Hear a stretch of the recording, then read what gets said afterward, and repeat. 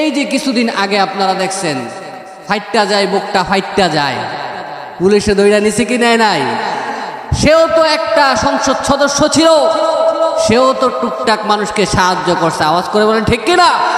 কিন্তু এই সাহায্য করে, এই সহযোগিতা করে মানুষকে সাহায্য করছে 10 টাকার, সে পকেটে বসছে 20 টাকা, আওয়াজ করে বলেন ঠিক কিনা? মানুষকে সাহায্য করছে 1 লক্ষ টাকার, সে নিজের পকেটে বসছে 10 লক্ষ টাকা, আওয়াজ করে বলেন ঠিক কিনা? দেশের জন্য, গ্রামের জন্য, উন্নয়নের জন্য সে সাহায্য করছে 10 লক্ষ টাকা, বিদেশ পাচার করছে 50 লক্ষ টাকা, আওয়াজ করে বলেন ঠিক কিনা?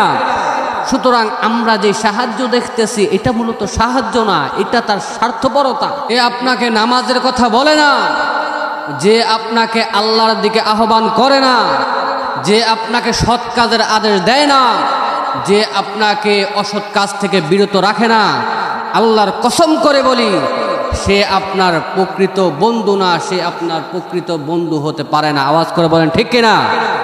আমার ভাইরা, আমার বন্ধুরা, দুনিয়ার মধ্যে আপনাকে কেউ যদি সাহায্য করে, সহযোগিতা করে, কিন্তু সাহায্য করার পরও, সহযোগিতা করার পরও সে আপনাকে ইনসাফ শিখায় না, বুঝতে হবে এই সাহায্য করা, এই সহযোগিতা করা তার নিজের স্বার্থের জন্য, আওয়াজ করে বলেন ঠিক কিনা? সুতরাং চূড়ান্ত সাহায্য, সহযোগিতা, চূড়ান্ত পর্যায়ের বন্ধুত্ব সেই ব্যক্তি, যে ব্যক্তি নামাজের দিকে আহ্বান করে, ভালো কাজের দিকে আহ্বান করে, ইমানের দিকে আহ্বান করে, আমলের দিকে আহ্বান করে, আওয়াজ করে বলেন ঠিক কিনা?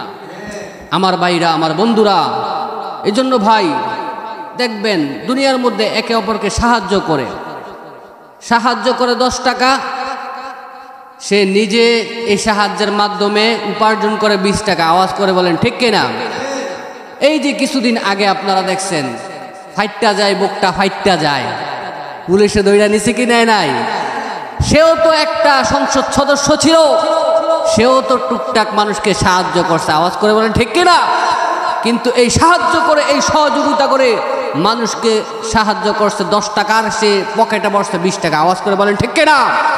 মানুষকে সাহায্য করছে 1 লক্ষ টাকার, সে নিজের পকেটে বসছে 10 লক্ষ টাকা, আওয়াজ করে বলেন ঠিক কিনা?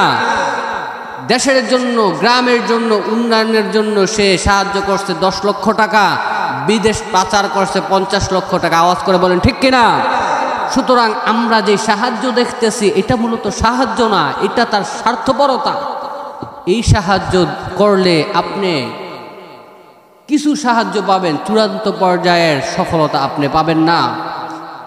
সুতরাং চূড়ান্ত পর্যায়ে সফলতা তো ওইটাই, যে ব্যক্তি আপনাকে নামাজের দিকে ডাকে, রোজার দিকে ডাকে, ইনসাফের দিকে ডাকে, কিভাবে ইনসাফ প্রতিষ্ঠা করবে সেই কাজগুলো আপনাদেরকে শিক্ষা দেয়। আমার ভাইরা, আমার বন্ধুরা, এই জন্য আমরা যদি সমাজের দিকে তাকাই, নিঃস্বার্থভাবে আমজনতাদেরকে সাহায্য করে কে? একমাত্র আলেমগণ, আওয়াজ করে বলেন ঠিক কিনা? কারণ আলেমগণ মানুষদেরকে ইনসাফের দিকে ডাকে, ন্যায়ের দিকে ডাকে, মা বাবার হক কিভাবে আদায় করবে সেই কাজগুলো শিক্ষা দেয়, মা বাবাকে কিভাবে শ্রদ্ধা করবে, সম্মান করবে সেই কাজগুলো শিক্ষা দেয়। কিন্তু এই বিষয়গুলো আলেম ছাড়া অন্য কেউ শিক্ষা দিতে পারে না, তারা নিজেই তো জানে না কি শিক্ষা দেবে। এই জন্য আমার ভাইরা, আমার বন্ধুরা, দেশের মধ্যে যদি শান্তি প্রতিষ্ঠা করতে হয়, দেশটা যদি সুন্দরভাবে সাজাতে হয়, দুর্নীতি মুক্তি যদি করতে হয়, তাহলে আলেমদের নেতৃত্বের কোনো বিকল্প হতে পারে না, আওয়াজ করে বলেন ঠিক কিনা? একজন আলেম যদি নেতৃত্ব দেয় তাহলে সে দেশের টাকা পাচার করবে না, আওয়াজ করে বলেন ঠিক কিনা? সে গরিবের মাল আত্মসাৎ করবে না, সে রাস্তাঘাটে রটের বদল বাস ঢুকাবে না, আওয়াজ করে বলেন ঠিক কিনা? আমরা ইতিপূর্বে দেখেছি দেশের মধ্যে বিভিন্ন জায়গায় দুর্নীতির মাত্রা এত পরিমাণ বেড়েছে, মানুষকে না খেয়ে অনাহারে থাকতে হয়েছে, আওয়াজ করে বলেন ঠিক কিনা? বিধবার ভাতা পায় নাই, বৃদ্ধর ভাতা পায় নাই, এই সম্পদগুলো বড় বড় লিডাররা আত্মসাৎ করে। আমার ভাইরা, আমার বন্ধুরা, এই জন্য আমরা নেতা চাই না, লিডার চাই না, আমরা খলিফা চাই, আওয়াজ করে বলেন ঠিক কিনা? খলিফা যদি পুরো পৃথিবীর মধ্যে কায়েম হয়ে যায়, এক খলিফার নেতৃত্বে যদি আমরা চলতে পারি, দুনিয়ার সমস্ত নাস্তিক বেঈমানরা আমাদের ভয়ে থর থর করে কাঁপবে, আওয়াজ করে বলেন ঠিক কিনা? মুসলমান যখন ভিন্ন হয়ে গেছে, মুসলমান যখন একে অপর থেকে ফারেক হয়ে গেছে, আলাদা হয়ে গেছে, তখন এই মুসলমানদের মাথার উপর ওই কাফের বেঈমানরা কাঁঠাল ভেঙে খাইতে শুরু করছে। আওয়াজ করে বলেন ঠিক কিনা? এই জন্য ঐক্যর কোনো বিকল্প নাই। আপনি হতে পারেন সুন্নি, আপনি হতে পারেন কওমি, আপনি হতে পারেন আহলে হাদিস, আপনি হতে পারেন লা মাযহাবি, আপনি দল মত নির্বিশেষে যেই দলেই হন না কেন, মাসলাক যার যার, ইসলাম সবার। সুতরাং আমরা যে মাসলাক মানি না কেন, কিন্তু ইসলামের খাতিরে আমরা সবাই এক, ঠিক কিনা বলেন? আল্লাহ রাসূল সাল্লাল্লাহু আলাইহি ওয়াসাল্লাম বলেছেন, আল মুসলিমু আখুল মুসলিম, মুসলমান মুসলমানের ভাই। সুতরাং আপনার আপন ভাইকে কেউ অপমান অপদস্থ করলে যেমনি ভাবে আপনি সহ্য করবেন না, ঠিক তেমনি ভাবে আপনার প্রতিবেশী ভাইয়ের উপরও কেউ অত্যাচার করলে, জুলুম করলে সহ্য করা যাবে না। আওয়াজ করে বলেন ঠিক কিনা? রাসূল পাক সাল্লাল্লাহু আলাইহি ওয়াসাল্লাম বলেন, তোমার এক ভাই কষ্ট করতেছে আর তুমি তা দেখে তামাশা নিতেছো, তোমার মনে আঘাত লাগে না, তোমার হৃদয় রক্তক্ষরণ হয় না, তাহলে তুমি প্রকৃত মুমিন হতে পারো না। আমার ভাইরা, আমার বন্ধুরা, এই জন্য আমার অন্য এক ভাইয়ের কষ্টে আমাকেও কষ্ট পাইতে হবে, আমার অন্য এক ভাইয়ের বিপদে আমারও সাহায্য সহযোগিতা করতে হবে। এবং যারা আমাদের বাংলাদেশের মধ্যে আছে, সে হিন্দু, সে আমার জাতি ভাই, হিন্দুদের উপর কেউ অত্যাচার করবে এটাও মুসলমানরা কখনো মেনে নেয় না। আওয়াজ করে বলেন ঠিক কিনা?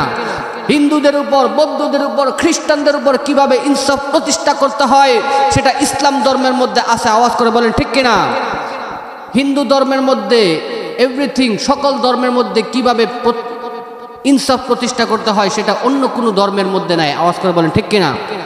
এই জন্য হিন্দুরাও যদি শান্তিতে থাকতে চায়, বৌদ্ধরা যদিও শান্তিতে থাকতে চায়, খ্রিস্টানরা যদি শান্তিতে থাকতে চায়, ইসলামী খেলাফতকে বিজয় করার বিকল্প কোনো রাস্তা নেই। আওয়াজ করে বলেন ঠিক কিনা? এই জন্য আমার ভাইরা, আমার বন্ধুরা, আসো, বুঝো, জানো, ইসলামের দিক নির্দেশনাগুলো জানার চেষ্টা করো, তাহলে তোমাদের মধ্যে পরিপূর্ণ সফলতা আসবে। আওয়াজ করে বলেন ঠিক কিনা? পরিশেষে বলবো, আমার ভাইরা, আমার বন্ধুরা, আমরা দ্বন্দ্ব চাই না, আমরা বেইনসাফি চাই না, আমরা অন্যায় চাই না, আমরা জুলুম চাই না, আমরা স্বৈরাচার চাই না। আমরা চাই আল্লাহর জমিনে আল্লাহর দেওয়া বিধান, আল্লাহর হুকুম বাস্তবায়ন করবো। আওয়াজ করে বলেন ঠিক কিনা? আল্লাহ পাক রব্বুল আলামিন আমাদেরকে কবুল করুক। আমিন। আসসালামু আলাইকুম ওয়া রাহমাতুল্লাহি ওয়া বারাকাতুহু।